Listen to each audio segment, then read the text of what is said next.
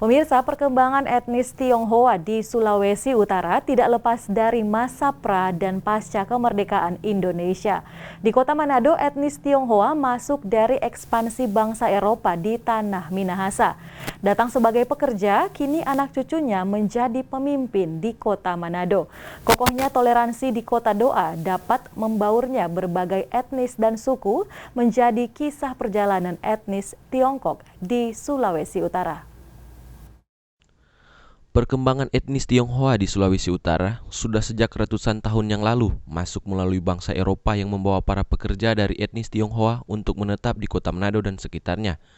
Perkembangannya pun tiap tahun cepat. Menurut para pakar sejarah Tionghoa, etnis Tionghoa masuk melalui jalur kapal melewati Filipina dan Ternate. Datang sebagai pekerja, etnis Tionghoa di tempat berdampingan dengan etnis lainnya seperti Arab, warga asal Ternate hingga Minahasa. Kemudian bangsa-bangsa Eropa juga pernah datang ke sini membawa orang-orang Tionghoa, pekerja-pekerja, dan bukan orang-orang Tionghoa yang kaya raya, tapi mereka adalah tukang, petani dan sebagainya, yang kemudian menetap di daerah Kota Manado, dan ketika itu dibangun sebuah benteng kayu oleh orang-orang Portugis, dan kemudian diambil alih oleh VOC menjadi loji yang namanya New Fort Amsterdam.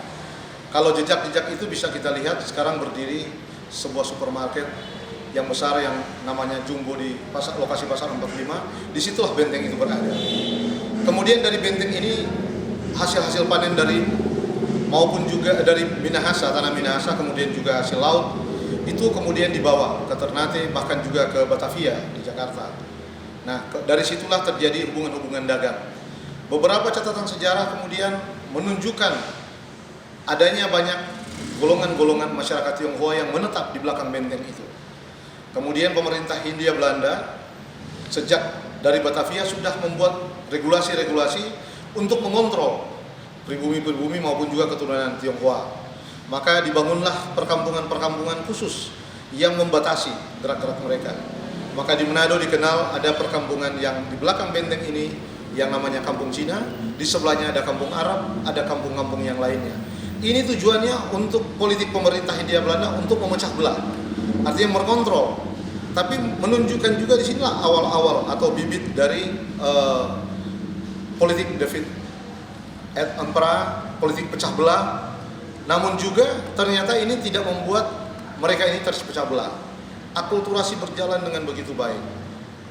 Dengan cepat, etnis Tionghoa membaur hingga membuat sebuah kelenteng kecil bernama Kelenteng Bang Hingkiong yang saat ini menjadi salah satu tempat atau rumah ibadah tertua di Kota Manado. Menunjukkan bahwa jauh sebelum itu sudah ada arak-arakan Toapekong atau pasiar Toapekong atau perayaan Cap Gomeh yang meriah. Maka selalu mengelilingi Kampung Cina ini. Nah, disinilah puncak perayaan Tahun Baru Imlek. Sebelum Tahun Baru itu sudah ada ritual-ritual. Sesudah itu ada juga ritual-ritual persembahyangan sampai puncaknya kepada yang disebut dengan Cap Gomeh atau pasiar Toapekong menurut orang Manado.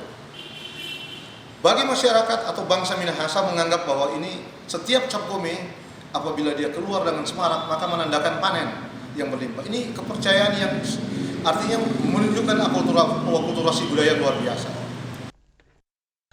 Dan hingga saat ini, akulturasi budaya sudah sangat melekat dengan etnis dan subetnis lainnya yang membuat toleransi umat beragama di Sulawesi Utara, khususnya di Kota Manado, menjadi sangat kokoh. Bahkan saat ini, Kota Manado memiliki pemimpin pertama dan satu-satunya Indonesia yang beragama Konghucu. Perayaan Cap Gomeh atau Tahun Baru Imlek juga merupakan perayaan warga bumi Nyur Melambai yang ikut menyemarakan perayaan tersebut. Eka Putra melaporkan untuk Kawan Wa TV.